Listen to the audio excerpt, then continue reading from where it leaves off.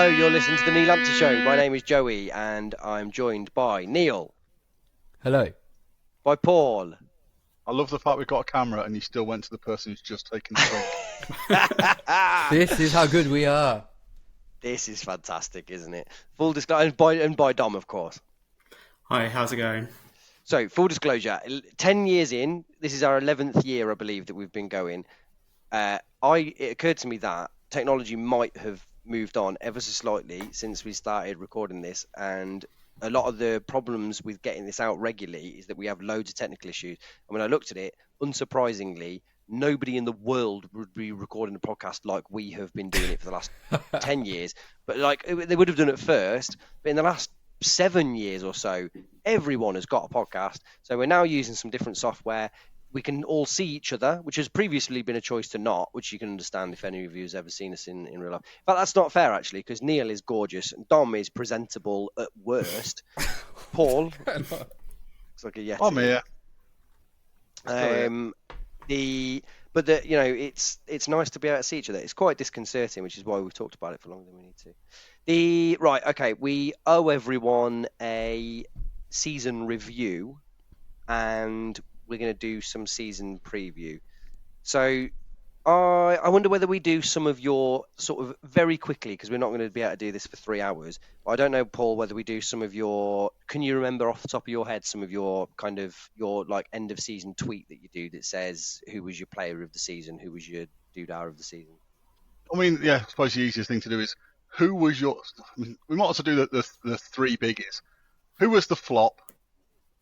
Who was the breakthrough, and who was the player of the season?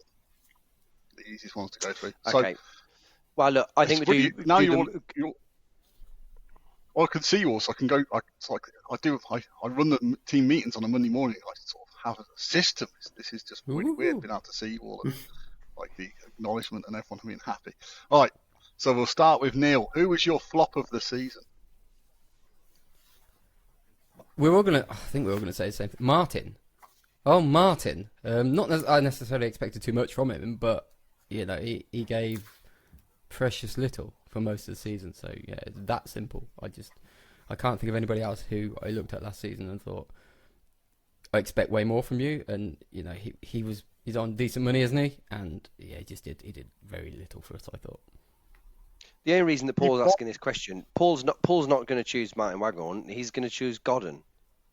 The Waghorn one is there's a couple of sort of, I don't know what Dom and Joey are going to say. I suppose the counter argument for Waghorn is the fact he started the season okay when he was up front with Jacquez, and him and Jacquez, I think the first 5 or 6 games they played, I think he only actually started one game he lost, which was Luton. His record when he started, it worked for no good reason. It did, yeah. And then he got the shoulder injury, then he got COVID, and then he never really got fit. I mean, I don't disagree with the argument that he wasn't very good. I just, whether or not those mitigation circumstances are reasonable. But Dom? Yeah, the only other one I can really think of is Bidwell, just because he arrived as someone who was a really good Championship left wing back, and first 4 or 5 games, he looked like he'd never played there in his life. He just looked a bit lost. I think he got slightly better towards the end of the season, but that came from playing at centre back. So, it was sort of a bit of a weird situation for him to walk into because he was Matsson's backup. But it's quite important how he starts this season because he's 29 years old. He's someone who's been a really strong Championship performer, and he could be a second choice player for a whole season for us, which would have been far from a situation you would have imagined. He wasn't the player that you told us he was.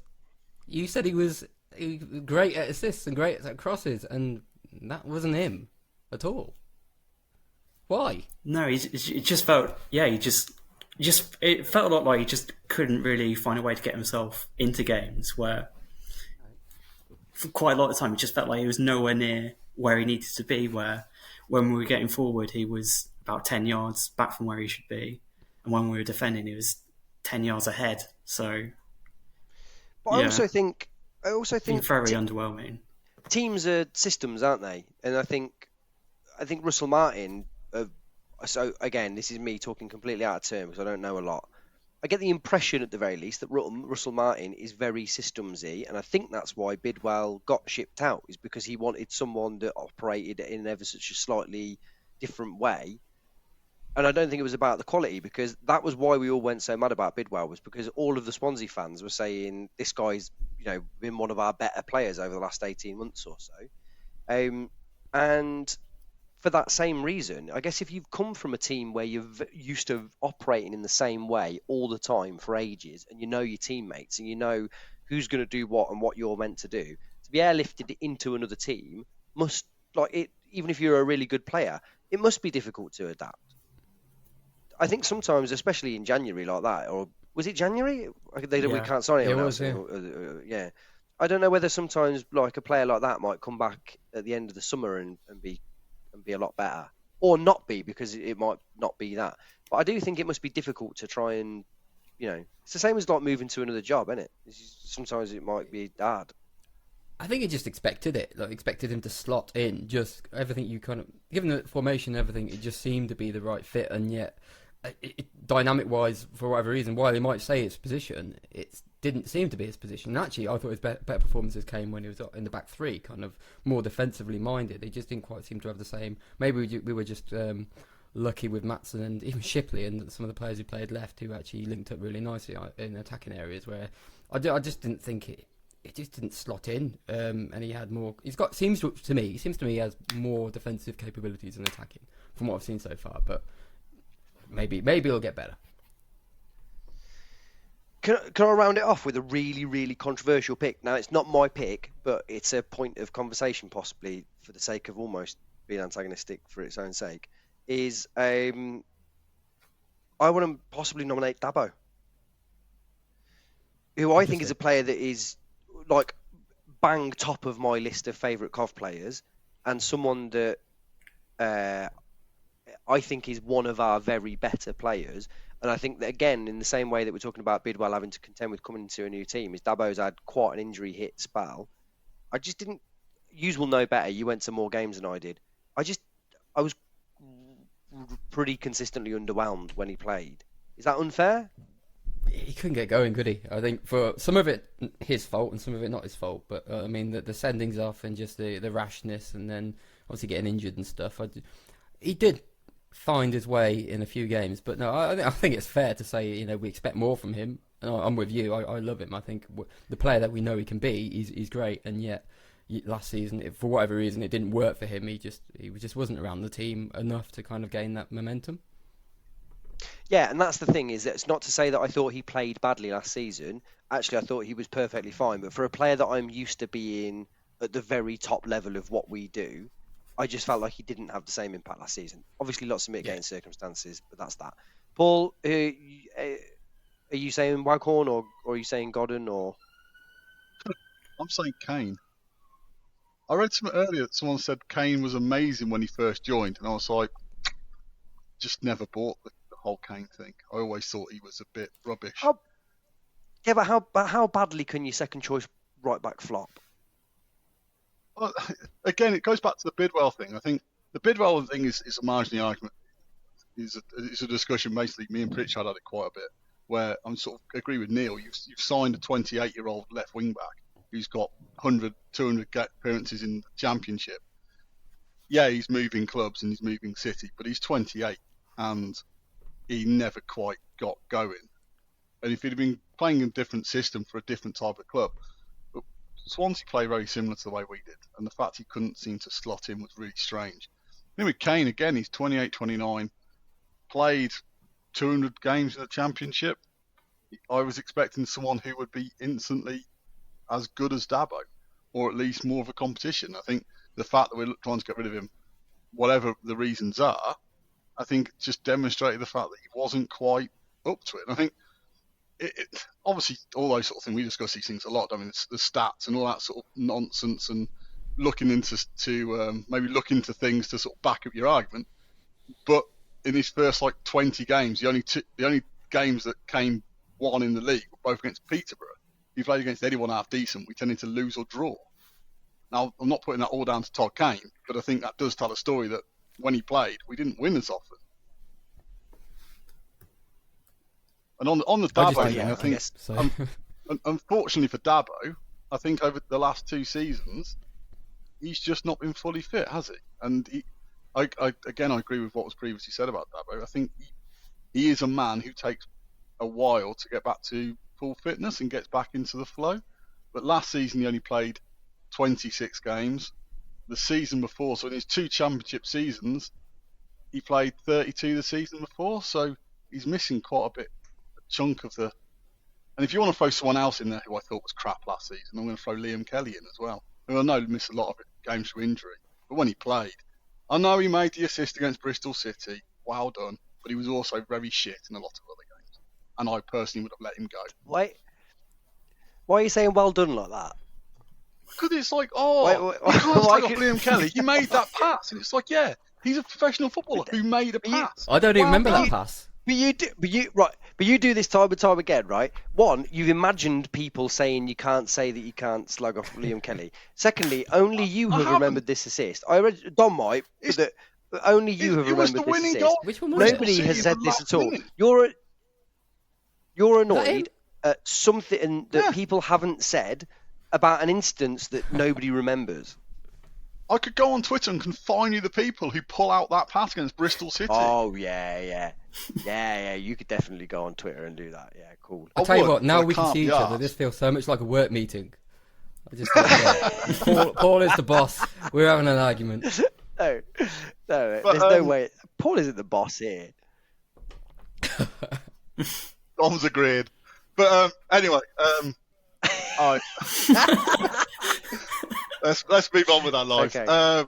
But no, yeah, okay. No, I'd have released Kelly.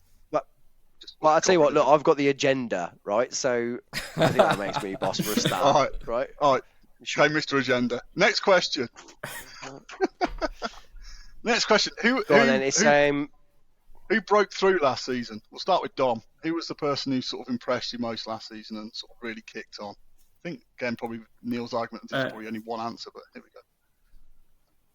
Yeah, Victor Jacquez. I mean, he was someone who was very close to just completely being one of those forgotten about loan signings when he first came. He played a couple of games after arriving in January and was out the side, and if he'd left then, you would have never remembered him. And then to come back in the way he did last summer and just instantly just blitz things apart, it's just incredible, and it's hard to imagine us finding another striker like him where to go. It's just an incredible set of strengths, and to have someone who's quick and physically really strong and skillful and works incredibly hard and can score a bit. I mean, that's just so rare to find in the striker, and I think a large part of why we ended up finishing as high as 12th was because Jacquez was so good, especially over those first 12 or so games. He was just unstoppable at times, and even when he wasn't playing as well later on, he was someone who was dragging us through games. And what a transformation play, who we could have completely forgotten about had the team played a little bit better when he first joined on loan. In the context of this summer where we've only signed, do we agree that it was 3 players on loan? Imagine this season. Imagine this season. He cost us £1 million after those performances. It's mad to think that we weren't more aggrieved at the fact that we spent so much money on a player that was so underwhelming, really. Because now, if we're not going to be spending £1 million on a player, are we? That's very clear. But that last season we signed a guy who we were like, look, we know he wasn't very good, but why don't we just give it away? Anyway, we were that was like the most wild profligate spending that I can think of in Coventry history, and nobody seems to be bothered about it last season. I think we assumed that we'd got more money than we actually had, but that it really paid off. I guess this is why people should stop in podcasts, really, because, like, we don't know anything, do we? On the face of it, that's a bad decision, and yet they must have just been like, well, obviously he's good, he just needs time. Mark That knows. said, Mark knows. Did anyone see the Guess Who videos that the club put out over the summer? I don't know why I'm shaking my head because no one can actually see that. I know. we go. Mm. The one of the funny things was that you got the impression that they sort of begrudgingly put up with Jacquez as a player in the squad, because when they were describing people, you know, you could sort of tell that some of them were quite loving. Like Callum O'Hare, for example, they were like, this guy, you know, runs more than everyone else, blah, blah, blah, blah. When it was Jacquez, because he came up twice, it was never scores a goal in training, but for some reason scores goals in matches. Both people that nominated him said the most selfish player you'll have ever played with, or some variation on that. Yep. And biggest whinger in the squad. You do think, even as a player, I wonder if they were like, £1 million when he first joined. Yeah. I think I'd want quite a lot more than £1 million for him now, though. Yeah. Say that. Current value. I've got talk about going back through. I can go through back the messages where I spotted Jacquez playing well for Swansea against us. Oh, See, we spot these things. You spot these things, Joe. That's why people listen to us. These insights. Yeah. Okay. Neil.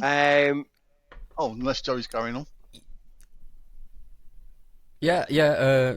Jacquez as a general point, and it was weird for me because when he's playing, we're not the same team when he's not playing well. Like, so that first portion of the season, like he was our team because he gave us so many different options, whether long ball, short ball. He was just such an outlet, and he never gave the ball away. And then he went through that mental period. I don't know how long it was, like 3-4 months of not scoring a goal and not really playing that well during that period. Was it 12? It felt longer, but I don't know if that was like 3 months or something. But I think that's like 3 months, isn't it? Yeah, he kind of lost a lot of his way there, and we weren't doing too much. But then he kind of came back to it near the end of the season, and it was just, of all the players, he's the one that I'm glad that we haven't sold this summer, just because I just think he gives us so much beyond what he's supposed to be. Like the fact that we can lob a long ball up there is such an outlet for us when things maybe not going our way normally, and I just thought that gave us everything last season. So him, just because we weren't expecting it, because even back in the last season he's an interesting player. When he's playing well, and when he's not, he's just, you can take or leave him, really. The other one, I don't want to give him too much credit, because I think he's got a way to go. So I just want to throw in, I find that really interesting. I think I went to 39 games last season, so I did the majority of the games. Show off. And I don't think I saw this particularly bad spell of Jacquez. I don't think I ever saw a game where I thought he's been useless today. And one of the games which useless or not impacting, there's a difference, isn't there? Oh, I think Middlesbrough away is a prime example of a player who I didn't think he was okay that day. He wasn't amazing, he wasn't poor. There are Middlesbrough fans who have put a video up of his performance at the Riverside against Middlesbrough as a reason to buy because him. He was great that day.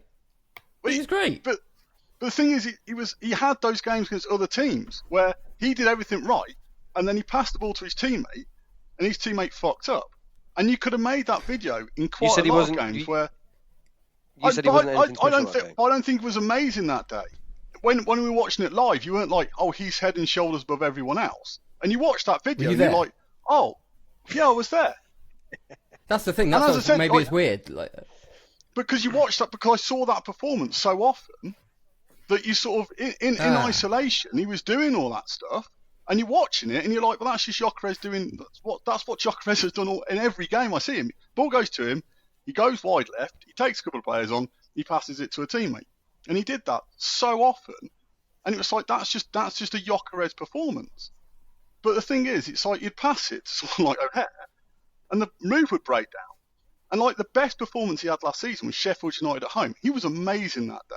And I don't think he scored in that game, did he? It was one where O'Hare scored twice. And it was like all 3 of the 4 goals were basically him being amazing, and then someone else having a tap in. But he was amazing that day. And again, it was basically understated. like all the reviews afterwards were all about O'Hare being amazing. It was like, no, that was Jacquez, and he had, as I said, even in the bad spell, I never saw him and thought we'd be a better team if he wasn't on the pitch, or he's had a really bad game today. It was like, yeah, he's been okay, he's been average, but I never walked away going, I'll drop him, or he's having a bad spell. Yeah, he didn't score. No. I never actually saw him have a bad game. And I saw, like, there were other players who get far more credit than Jacquez does at times, who had really bad games. I never saw Jacquez and thought, he's having a bad game. I just saw him going, okay. But there's a different version of him, isn't there? That's, for me, I saw a different version of him, where... But I think also sometimes... So being able to see each other's rubbish, because the delay just means it makes it harder anyway, so... Yeah. And I think that sort of it's sometimes the difference between seeing things on computers, seeing things on TV or watching things live. Is you like me and Dom had the pleasure. I'm not saying that, but me and Dom had the pleasure of watching the West Brom game. You've got loads of loyalty points, mate. We're all very impressed. Yeah, I have. I've got so many loyalty points. Me and Dom had the pleasure of watching the West Brom game together. And you could watch in that game, and it's one of those ones where I can imagine if you watched it on TV, you had one particular view of O'Hare's performance, and you watched it live, where you got the whole spectrum, you got the whole world to look at, and you're like, fuck, he's making mistake after mistake after mistake here. Like, he's picking the wrong choice every time. This is highly frustrating. But you could watch it on TV and go, he's having a good game. That was just an unlucky pass. And I think the thing is, it's like with Jacquez, because of the way he moves and the way he drags players around, I think sometimes it can be lost on a small screen because you don't see the full picture. And that's not to say that that people can't get an opinion from watching things on TV. It's just a case of, I think there are some players who, because of the way they play, I think it's more noticeable live what they're doing within the context of the game compared to other players who I think are someone you could watch in any medium, and they'll have that performance. And I think Jacquez's supposed sort of that, and also it coincided with Godden being in the team, where Godden played in the role that Jacquez was at his best at, which was playing as the main focal point in the middle, who could drift either way. When Godden was there, Godden wants to be in the middle. He doesn't want to be involved in the game. I don't want him to be involved in the game. I want him to be involved in the box. But the thing is, when Jacquez is there, Jacquez does both channels and he drifts wide. So when he's got Godden alongside him, his role was a bit more restricted. So again, it was sort of, well, he's doing the role he's meant to be doing, and he's doing that really well. He's just not getting in the goal-scoring opportunities because Godden's there. So sort of to some extent, he's sort of the glory bit of being the striker has been taken away with him by someone else. But actually, he's still playing the role that he was doing. He's just not getting those opportunities to score. See, I'd have been able to have spotted that if I'd have been to as many games as you, Paul. I'm really glad that you've been able to impart that sort of godlike opinion on us. That, you know, us bumpkins that are just sat watching it at home, like not. I think it's fair to say that we're not real fans, isn't it, for a start, based on what you've said. If we all put our points up now, that's. You know. We all put our points up. We put our points up now, you know. Put our points on the table. We'll see who the proper fans are. Let's see who can even get to Sunderland away. Then we'll start talking about real fans. Yeah. Yeah. The whole point system is a whole different fiasco of just fucking people whinging about stuff. Listen, we're 25 minutes in, and we were meant to have been doing 10 minutes worth of last season preview, and we haven't done moments of last season. So I'd say before let's tack the complaining about the points on right to the end, shall we? People will whinge about anything, won't they? This isn't fair. We'll have a different system. That's not fair. You're whinging now. Sorry, did Neil finish who his breakthrough player of the year was? I don't know. I thought I was going to say something about Sheaf, but it doesn't really matter, to be honest. I didn't want to be too kind about Sheaf. No, I'd like you to talk about Sheaf, Neil, because I'm going to say a couple of breakthrough players, but that you take that one off me. Sheaf, okay. So I don't want to be too heavy in my praise of him because I still think he's got a way to go. But I think from where he was the season before, where he was just littered with mistakes, and you're really worried about what he could become, I thought he really strengthened his game last season, and he had some more than a few really strong performances for us, and he's become a bit of a tank in there sometimes. So yeah, I expect more from him this season, to be honest. But I thought, yeah, from me, because I was worried about him, I thought he stepped up much more last season. He's still got a mistake in him, but you know they all have. So yeah, I thought he did well. To quickly round it off before you give yours, Paul, I thought this season was defined by the breakthrough player, because I was really worried about how we would get on this season, and it was based on the fact that we had signed players that we had had the previous season on loan as our main signings, and I felt like it didn't make us better in a way that we needed to be better. And the players that we signed, I hadn't got a tremendous amount of faith in. So Jacquez didn't inspire me massively on the times that I saw him, and Sheaf felt like we were contractually obliged to sign him as opposed to it being something that we were desperate to do. If you remember, we had Matty James, and it seemed like that was a sort of, we didn't get Matty James and we got Sheaf the next day. So I was really worried, and I think the reason that we did so well was because Jacquez, Sheaf, who we've already mentioned, but also I think everybody would have been happy to have sold Jamie Allen last season. And Jamie Allen ended up being a linchpin of that team that consistently played well enough to warrant keep playing without setting the world on fire. But for a player that I thought was the absolute archetype of someone that wasn't good enough for the Championship in the season before, I thought he stepped up massively. I thought Michael Rose got noticeably better as the season went on. I thought I did have someone else in my head, but I think it's gone. And Paul is laughing because he can see it happening as we go through.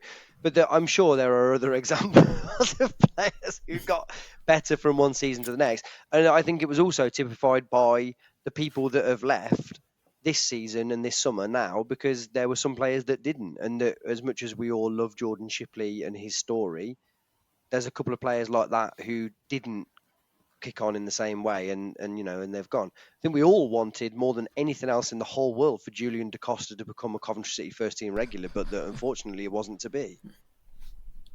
Bang out of order. Paul, your breakthrough player? What? I don't know. Oh, Tavares, of course, as well, was the other one that we've not mentioned. Is your comment about Rose improving and then seeing Dom's face of I don't think Dom agreed with you.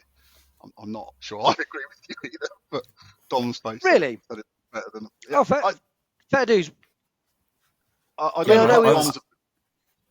So I don't know what Dom's opinion on Rose. My opinion on Rose is the fact there's clearly a player there, but after 3 years, I'm still waiting for him to make that giant leap forward into being an absolute the player that people keep telling me he's going to be, the player that could be in the Premier League. I keep seeing him and thinking.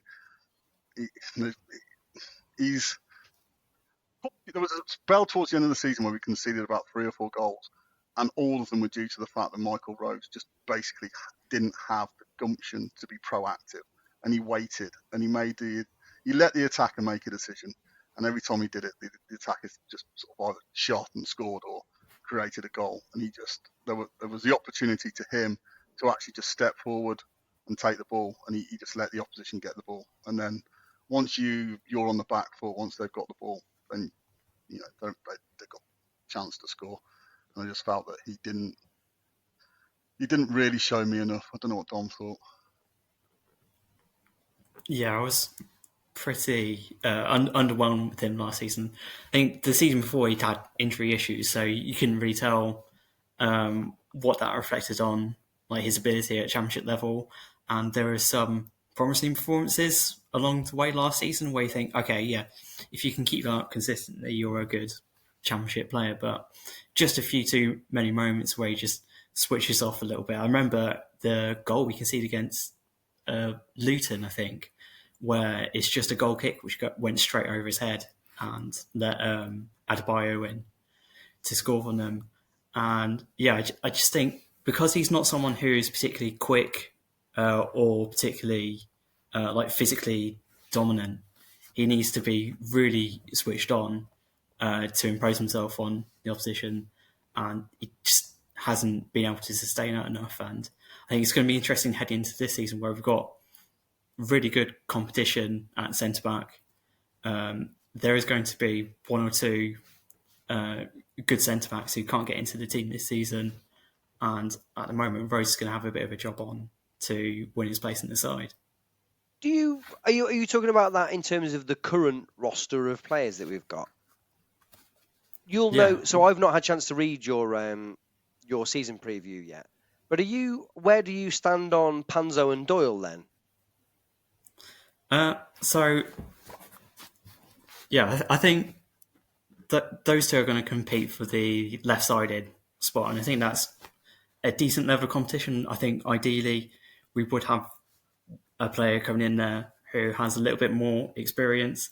Panzo is incredibly quick, and I think that's going to help. And obviously he scored those 3 goals in the pre-season friendlies.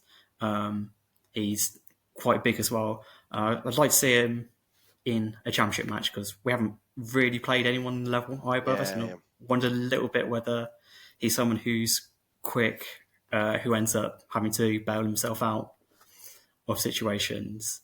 And Doyle, who started his loan at Sunderland fantastically, I think for the first 3 or 4 months there, he was someone who looked clearly far too good for League One, and it looked like a massive coup for Sunderland to bring in.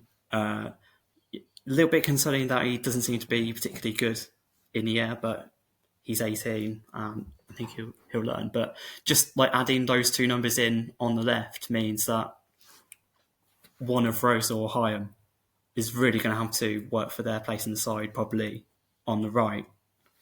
And I think that's a really difficult decision because while Hyam is fantastic and consistent and reliable, I think with Rose there's still that little bit of excitement there because he is really good on the ball. That if you could get Rose playing really well on the right defence, and you have one of Panzo or Doyle who are pretty good technical players, that gives us something that we haven't really had in terms of playing out the defence in recent years, and that's possibly a big area for improvement, provided we can get some more sort of consistency and resilience in defence, which we didn't have last year.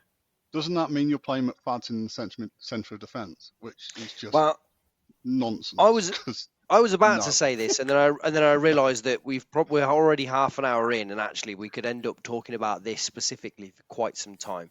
So more than anything, what I wanted to know was Dom about the kind of the quality of those coming in on the left.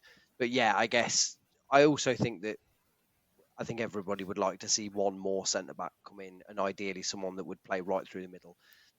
So yeah, I think we're probably all on the same page. You might put Hyam there. You might put Hyam there and put Rose on the right. I mean, on the Doyle thing. But on the Doyle thing, the Doyle thing's quite. The Doyle thing's quite interesting because, from all accounts, I think he did have a really good start at Sunderland, and then Alex Neil decided they had to get promoted, and they didn't play him. And I just wonder with Doyle whether or not he's just not really. I worry that he's not ready. Panzo, I think he's just an odd one because he just hasn't played. The bit with Casey Palmer, which is the only other sign we've made. We've made 3 signings, and we don't know if any of them are what their levels are at the Championship. I know Palmer's played most of his career in the Championship, but again, a career that's not really ever got going. They're 3.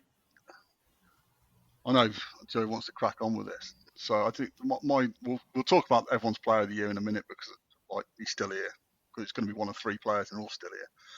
The interesting thing about going into this season is I've never felt this close to a season where I haven't really felt like the season's starting. And there's 2 arguments, or there's 2 sort of points of discussion which are quite interesting. One of them is the fact that we haven't had an overhaul of the squad. This is very minimalistic in terms of transfers.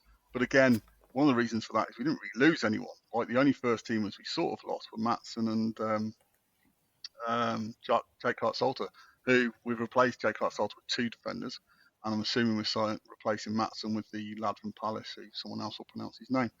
But other than that... you broke up there. Can you pronounce his name for me for a second? It's Mr. Boy from Palace. The lad from Palace?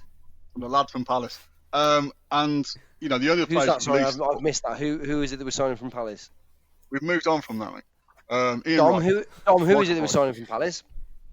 Teo Adramola. Oh, cheers, mate. There you go. Paul, who is it who was signing from That Palace? lad that Dom just said. Okay. I think when we'll round up last season with I think obviously two long-standing members of the squad did leave at the end of last season. One, as Joey alluded to earlier, who's been with Cov since the age of 7, was obviously a Cov fan, and had a very emotional goodbye at Stoke, which pissed off the Stoke fans and players because he was sung out of the ground while they were doing their lap of honour and player of the season presentation. Obviously, he left us with that amazing goal against QPR, which was probably goal of the season or up there anyway. So it was very sad to see Jordan Shipley move on. I think it was the right decision for both him and the club. But when you've had a player who came through, and also I think sometimes we forget how big an impact he had in League Two, because at that point we were sort of going through the motions. We weren't particularly successful. Doyle and Kelly hadn't really hit it off yet. And they, him and Bailiff did make a massive change in that season. And obviously the other one who left was Jody Jones, who'd been with us, I think, 8 seasons by the time he left, and again sort of had his 2 cruciates and didn't get much game time last season and was a bit overlooked. And it was, by the looks of it, he's signing for Oxford. It's not 8 seasons, is it? It's around like that. 5 or 6. No, more than that. Because he's hang on a second. He signed in because he's 9. He was 2016. yeah, he was 19. 6. Yeah. Okay, that's still a long time. They're the same. You're saying 6 like it's exactly 6, like it's 6.1 or 6. Oh, fucking hell. This is making me emotional when we talk about Jody Jones and you're being a pedantic bastard. But anyway, I couldn't see you. The fact that, But 8 years. I'm assuming he is signing. It's a good decade, I thought. I mean, because we really enjoyed his testimonial, didn't we? Which is what we were going to come on to next. I think the only thing we need to do for Player of the Season is surely just say the name and then move on, because I don't think we need to justify why one of the 3 or 4 players is Player of the Season. It's just okay. So was your player of the season? Was your player of the season Hyam, Hamer, or Jacquez?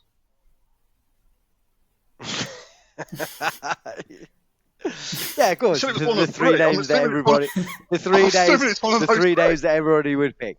So personally, I went for Jacquez. Neil, I went for Hamer, but that's just because I like Hamer. Dom, Yeah, Gustavo Hamer. and Paul. Well, I went for our best player, so I went for Hamer. Or Hamer. Interesting. Well, Right. he's our Okay. best player. So That pass against Birmingham alone deserved player of the year. can we get moment of the season? I think we probably should have done before, but we missed it out. But I think it is worth just thinking about one thing that really did it in. I don't think this is going to be mine particularly, but I'm going to throw it in there to buy you guys some time. Is the Tavares equaliser against Preston? Yep, I was in there. You ruined it. That's exactly the one I was going to go for. So I'm sorry, there was Too good. I mean, too good.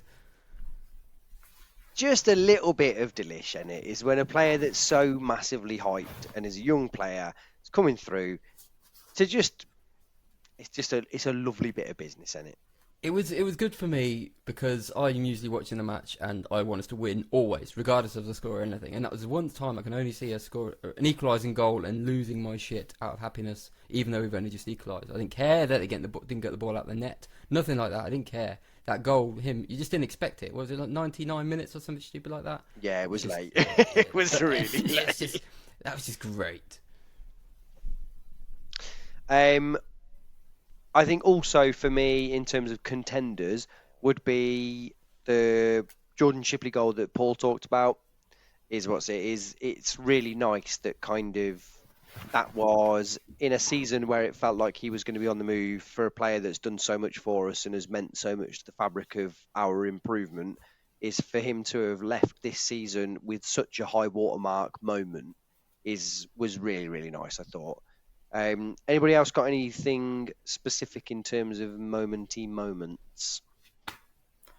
Yeah, the one that really stands out now, we're sort of a few months out from the season, is Carl McFadden's winning goal against Nottingham Forest on the opening day.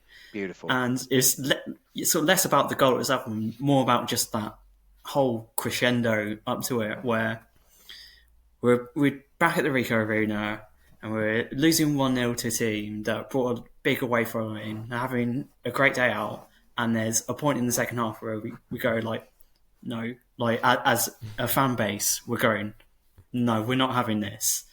Let's try making something different here. And just throughout the second half, it just gets louder and louder and louder. And we get the equaliser and it gets even louder. You can just feel it just building up to something. And then the goal itself, there's like 3 opportunities to put the ball into the net. And it's just that classic example of a crowd sucking the ball into the back of the net. It's just like nothing else. And you walking out the stadium, your ears sort of still ringing from the sound of the crowd, and you've got a big smile on your face. And that's what going to the football's all about. It's just about those moments you can hang on to when later in the season things get a little bit more difficult. You're sort of walking away from Hull on a Tuesday night in the middle of March, and you won't be back home till 1 o'clock in the morning. You can remember that Sunday back in August when it all looked like it looked like anything was possible. See, for me, it was Neil, I know the opposite. I stole It was to like that. Go on, It Paul. was every home game in the middle of March going home being miserable because the away one was quite good. Going to the bloody home games was terrible. Driving up the M6 going, oh, fuck, we've lost at home to Millwall. Oh, fuck, we've lost at home to Fulham. I know, Fulham, Luton. Ah, fuck, we lost at home to Hull. Away at Hull, we won 1-0. It was a glorious sunny day. Kids went in this fountain in Hull. Anyway. I've got 3, and none of them are at home. Well, I'm going to quickly throw one in, and then I'll let you have your 3. Not for me particularly, because I have no interest in people having a good time, but I'm sure that for the kind of, your common or garden Coventry City fan, the birth and relentless singing of He's Brazilian at Blackpool away was, even for a sort of, a very curmudgeonly gentleman, it's hard not to get swept away in the kind of the relentless nature of that. And again, talking about the Guess Who videos and the kind of the videos that the club have put out on social media in the summer, a number of players have talked about that moment and that song as being something that hit them. Is that I think having some songs this season has been good, but that how mad it got at Blackpool away was pretty good. Paul, you've got 3 things. So Fulham away, just because it was a great weekend. Went down with the kids, went to London for the weekend. Correct. 1-4-1. Me and Andrew were rather happy about that one. And after the game, we saw the Beardy argument, which is one of the greatest moments I've ever witnessed live. Who's Andrew? Andrew's my friend, my travelling companion, who I went to. My next moment You're very expecting. is Bristol City. My next game is Bristol City away, which I went with both Andrew and Ian. Drove all the way down to Bristol. Ian had a spare ticket. Tuesday evening, okay, drive down to Bristol. Why not? Drive down to Bristol, park up, walk to the ground. Andrew and his daughter went into the ground. I ignored my usual crew. They went to another part, still sulking about it. And obviously we took the lead with an amazing Hamer pass over the top, which I believe Matson clanged into the bottom right-hand corner. And then it was a really good game against Bristol City. A really good game. Bristol City played really well. They've got a couple of really, really talented youngsters. Yeah, and it was one of those games which, even if we'd have lost, you'd have been like, actually, I've really enjoyed this game of football. However, we didn't lose, because Hamer, being Hamer, carried the ball 20 yards forward, waited to the exact right moment to play through Jacquez, who scored in the 90th, whatever it was, minute.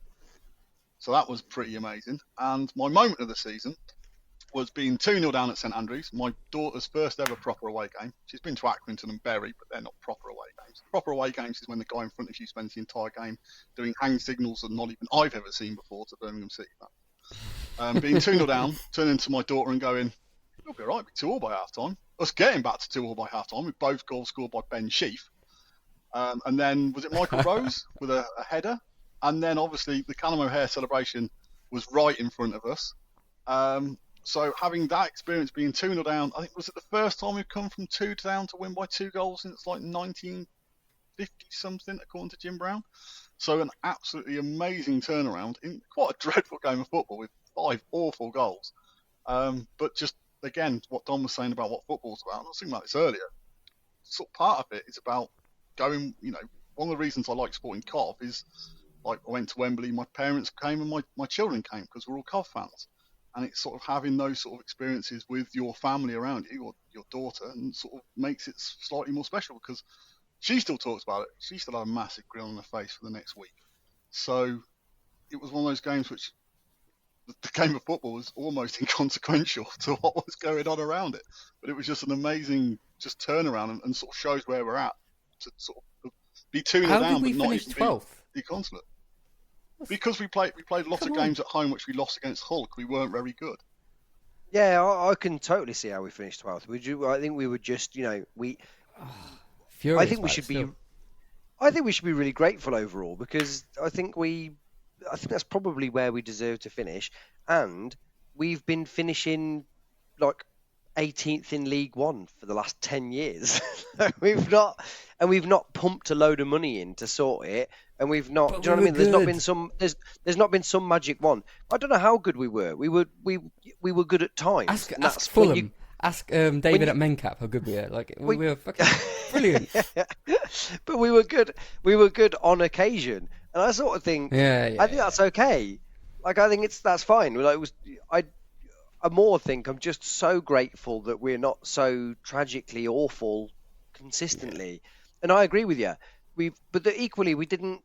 Like I say, I know that you can overstate the importance of money and everything else and whatever, but that it is football and it is second tier football. Is that typically when teams go up, they've either been in the Premier League in the last 5 years, or someone has come in and whacked a load of money into them, and that we've done neither.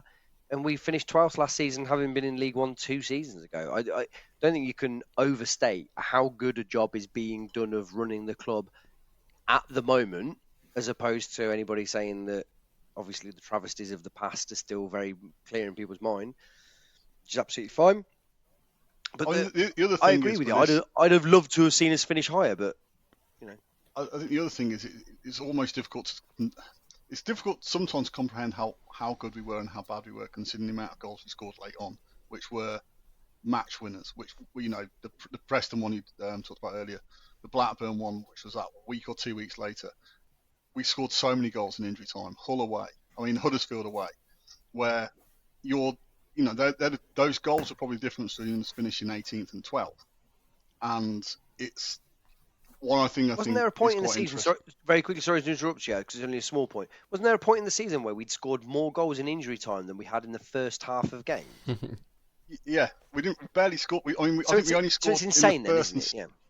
We only scored in the first and second half of 1 or 2 games all season. Like at home, we only scored I think 6 goals at home. Like our home, if obviously they don't. If the game's finished at half time at home, we'd have been bottom of the table. Our home form in the first half was horrific.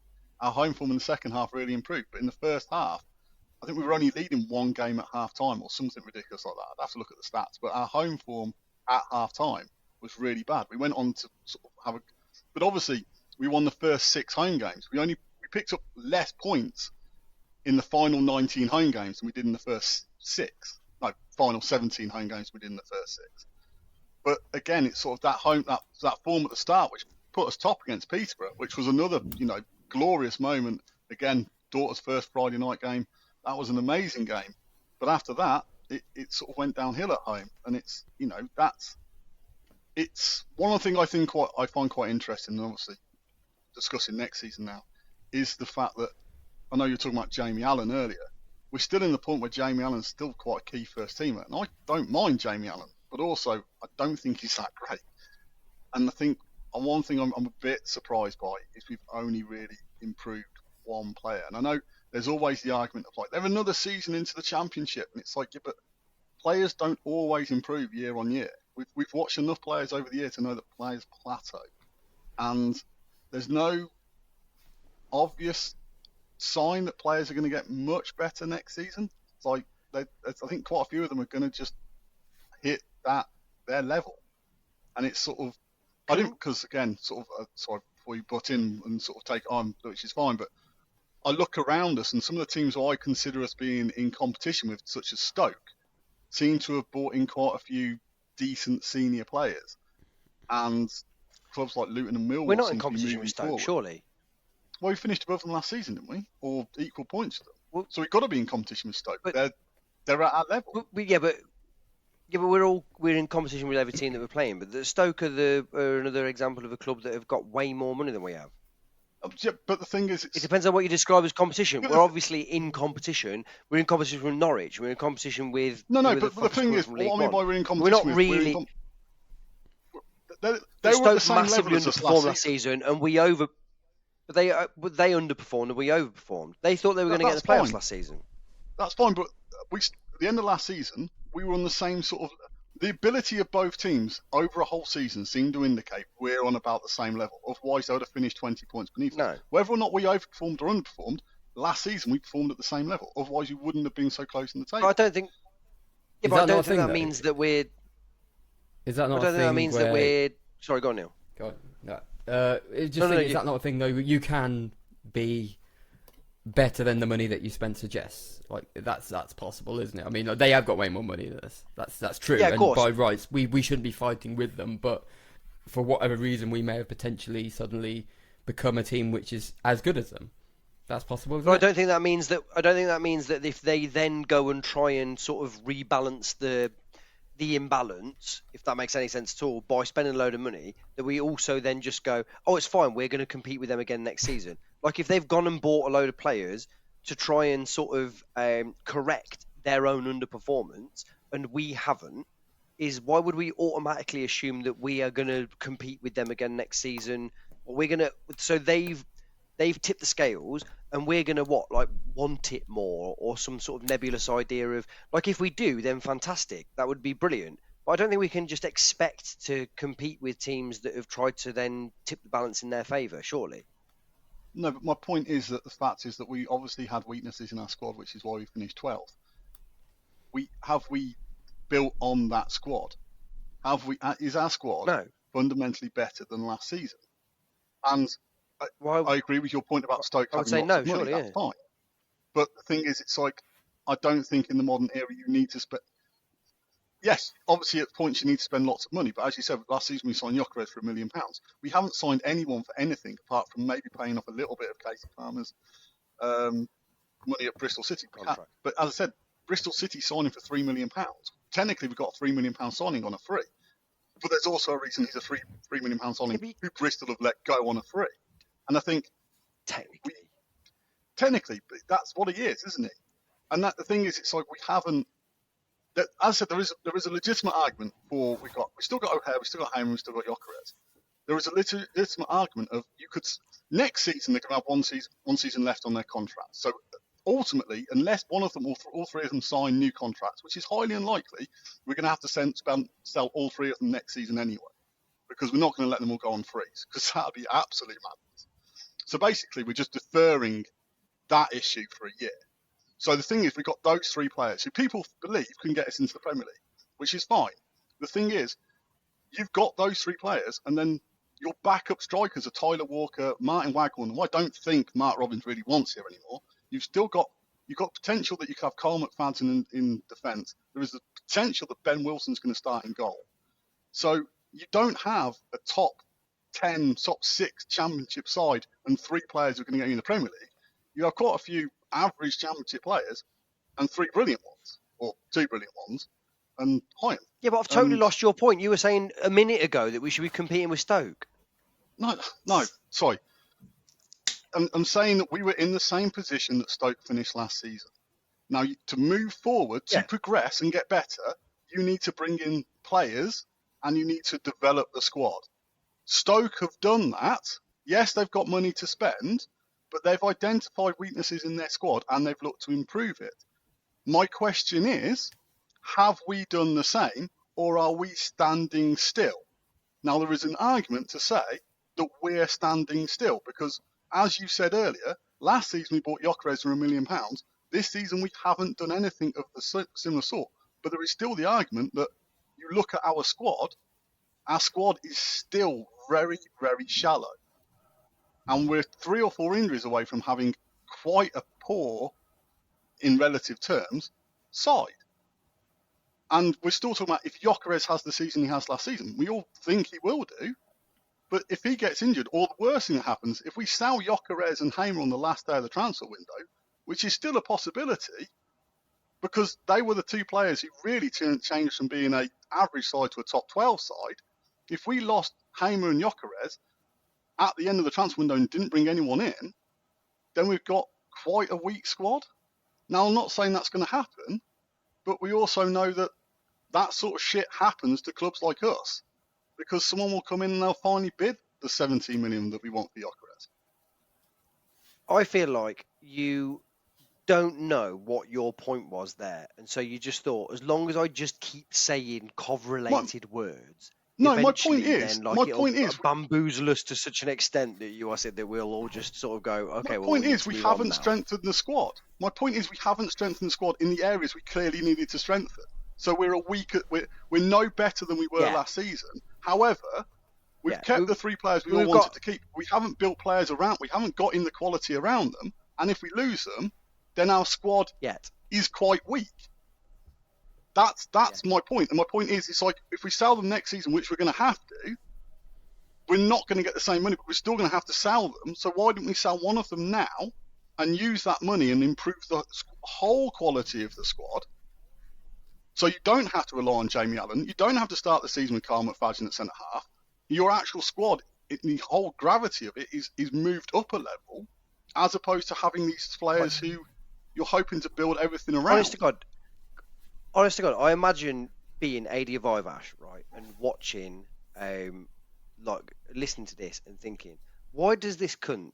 Oh, God, I'm going to have to think about bleeping that. Why does this guy think he knows what he's talking about? Because we've got 6 weeks of the transfer window left for a start, and like we don't. There's a World Cup in the middle of winter for the first time ever. The season starts next week this week for some mad reason. Like, what? How do we know? What? I think there's so many different. I get what you're saying. So we haven't signed anyone. I'm saying at this moment in time we haven't signed anyone. That's my point. We might sign someone by the end of the season, and this whole discussion might be completely pointless. But as we're going into the start of the season, we don't have those signings, do we? So that whole sort, you bring in signings early, you integrate them into the squad, which we've done really well in the last couple of years. We've signed people quite early on.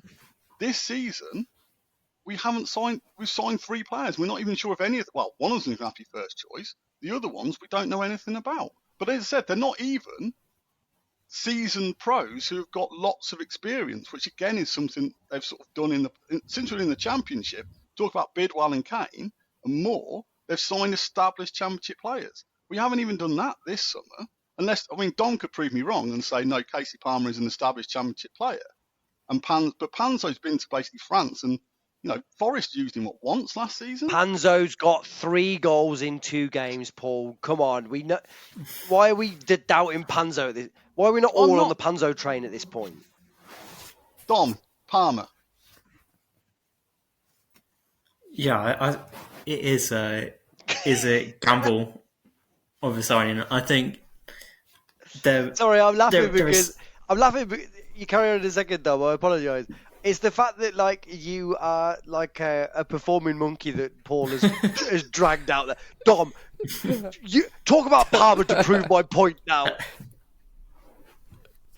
Yeah, I think basically if we can keep him to a good standard of fitness, he will be a pretty good player for us. And I think he's sort of the player we've kind of needed in attacking midfield for the past year or so. Someone who offers something a little bit different, someone who can pick a pass, who can find a different way through, as opposed to sort of just like the tireless running of O'Hare and Allen. So I think there's a lot of promise there, but he's really struggled with fitness for quite a few years. So that is the concern there. And I think a 3-year contract for him is quite an incredible gamble, potentially. So yes, it's going to be someone we're going to need to see a fair few games from before we can, see how he's going to go with us. Okay, well, should we? I mean, are we doing the season preview at this point, or what on earth has happened here? we've kind of blended the two together, haven't we? Considering you're the boss, Paul, you're not doing a very good job. Called me a cunt earlier. Oh, I've just taken a step back now. I know my place. Oh God. We can quickly go through the questions I asked and just make one-word answers, which might sort of move this on a bit quicker for everyone involved, including the poor listener. Let's Can we just start with Joey, Neil, then Dom, because that's the order you're in on my screen. I'm assuming you're in the same order on your screens. I can't find it because I'm stupid. Profile. Are we still talking about last season or this? No, season? we're now on to Well, it's hard to say, but we're going to do the questions from Joey. Top goal scorer will be. It's hard because I said Panzo for everything earlier, and now I don't want to backtrack from it. I'm going to say Godden because I still think that Jacquez will probably go. Neil? Jacquez if he stays. Dom? Yeah, same. Jacquez. With that caveat, if he stays. I'm going for Danny Cashman. Well, if we sell Jacquez, that might be the point we're at. All jokes aside, I wonder how many goals Tavares will score this season. We do go into the season. I like him. We go into the season with 6 strikers. Okay, one of them's Waghorn, one of them's Tyler Walker, who I think you'd like to let go. I mean, talking about earlier I think Tyler Walker will be gone, won't he? I expect. I think that's the problem with the modern game, isn't it? Because they've got years left on their contract. You've either got to go through the thing of like letting them go, so you've basically got to say, look, we won't accept a fee, or we're going to loan them out, or you try and incorporate them in the squad. And I think it's going to be really difficult. And how many games Tavares will play will depend on. Joey's just dying in the background. Will depend on. Well, this is it. I can't stop laughing. This is weird. I'm actually laughing at Joey dying rather than anything else. It's just like I can't concentrate, Paul. Who will be our best player? Joey's gone. Neil. Best player. Oh man, I mean, it's the same old caveat, but Hammer. Like, I just love that guy. I think he's one of our best players we've had in the last 20 years. He will be. If he's there, he will be. He's too good not to be. Dom. I go for Jacquez, caveat if he stays, just because he was fantastic last season, but with I think one drawback being his finishing, and I think even if you just take his form last season, you delete out those 3 or 4 bad months and stretch it across one full season, that's 20 plus goals. I think that is just like dragging the team up 6 places or more in the table territory. I think if we get any more from Jacquez as a player, it's we're going to be in a really strong position, almost irrespective of what the rest of the team does. Joey? Well, I sort of want to go back to you two and say, who is it going to be if the 3 don't stay? Dom Hyam. And then he won't play. Oh, this is a minefield, isn't it? What are we going to do? No, but Dom Hyam's fine because it's not just a case of saying what ifs. But I think the worry for me, the reason I'm asking the question is that those 3 are we're so reliant on all 3 of them that if even 2 of them go, it could be a really tricky season because there's not really. Yeah, we're not the same same team. Well, and that's fair enough that we wouldn't be the same team, but there's not like a wealth of talent waiting in the wings to really step up, or like the reason we finished 12th last season was because of those 4 players, if we're going to include Hyam in it. And I thought Moore was fine. I thought he was one of your 3. But I don't know. See, people love Godden for some reason. I think he's a a decent Championship striker. But just indulge me. Dom, who would you go for apart from those three? I mean, it is probably Ben Sheaf, and I think if Harmer goes, it would be quite interesting to see how he steps up, because he's someone who's good on the ball, who can pick passes. He's got a lot of similarities to Harmer, but it's just that quality of sort of rolling up your sleeves and taking control of a game and bending it to your will, which he doesn't quite seem to have. And I think that would be possibly the key narrative of the season, were Harmer to leave, in particular, whether Sheaf has got that extra level to his game. Speaking of narrative, I haven't read the season preview yet, but how much of it is... How many words is it, do you mind me asking? I think it's 25,000 odd. One, world class. How many of those are you saying, I had the last laugh about Ben Sheaf being good? No, it's just one page on Sheaf. Does it start by Dom saying... would never sink that low. That would be my... Dom would never sink that low. But in his bit about Jacquez, he does mention the fact I mentioned him when he played against us for Swansea. Oh, yeah, absolutely. Of course. Yeah, this is the difference between mine and Dom's season previews, is that if I'd have ever got one opinion correct ever, and then other people would have disagreed with it, my page would have started, look who's come crawling back. But then, Very Stuart and Ellis, isn't it? Remember that? Yeah, well, yeah. Right, Paul, what's next on the agenda? Oh, sorry. My best player will be either Hamer or Jacquez, or Hyam, unless one of those three go. I think it's, as we discussed earlier, I think on the big season front, which is slightly different thing, but I didn't really put it on there. I think it's big season for Dabo. I think he, as we discussed, I actually got the stats wrong. He's actually only started 25 and 26 in the last two seasons. So he's basically just done over half the games. And I think I still really rate Dabo. I think he's a really, really important player. And I think, yes, he didn't cross as well as Kane. People got quite excited by that. But I think he drives us forward with better team with him there. His performance against Forest away was exceptional. And I think he can be an absolutely massive player in the way that we play. So I'm hoping he stays fully fit and can really show how good he is, because I think he's a player that potentially, if he plays for his potential, which is terrible English. If he plays for his potential, I think he's a player that I wouldn't be surprised if Premier League's clubs sniffed around him. He'll be 26 next summer. But yeah, I think it's going to be one of the players who it's been in the last couple of years who have already shown their championship quality. Breakthrough. Which of the youngsters? I know we've got a couple. As we'll call it, the Josh Eccles Award for a player who's going to break through this season.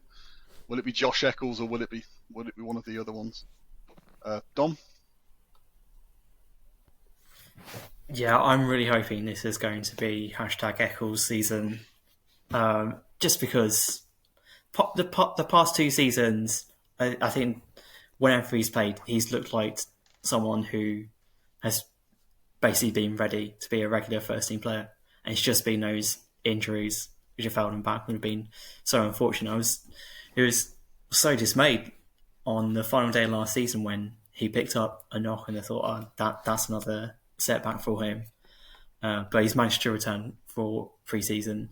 Interesting that it seemed like a bit of a plan to use him at right wing back, and obviously Kane looks like he's going to be going, so possibly could end up playing quite a bit there. But then now that Kelly's going to be injured for quite a bit, I would like to see him playing midfield a lot more.